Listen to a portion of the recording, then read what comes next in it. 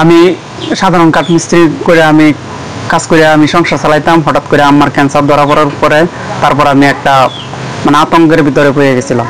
তারপরে স্থানীয় নেতাকর্মীর মাধ্যমে আমি ব্যারিস্টার আঙ্কেলের কাছ থেকে এই আমার প্রথম কিমো দেওয়া হয়েছে। তো উনি সব দায়িত্ব নিছেন। তা আজকে যারা স্থানীয় নেতাকর্মী আছে তারা সব বিয়ে কিংবা যে কোনো আয়োজনে স্পেশাল রান্নার জন্য বেলকুচিবাসীর আস্থার নাম জয়ত্রী মশলা। জয়ত্রী মশলার সাথে স্পেশাল দিনের রান্না হোক আরো স্পেশাল। সকলে আইসা আমার আম্মারে দেখে গেছে, সাথে কিছু পুষ্টিকর খাবার নিয়ে আইছে। আমার টুকটাক সব খবর নিতেছে।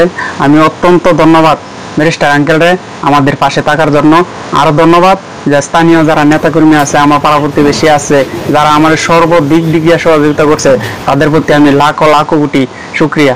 সবাই আমার মার জন্য দোয়া করবেন, আমার মা যেন দ্রুত সুস্থ হয় এই কামনা করবেন। আমার যে রোগটা হয়েছে, ব্রেস্ট ক্যান্সার হয়েছে, আমার ছেলের পক্ষে তো চিকিৎসা করা সম্ভব না। তখন তো ব্যারিস্টার সাহেব আমার চিকিৎসাটা করে নিতেছে।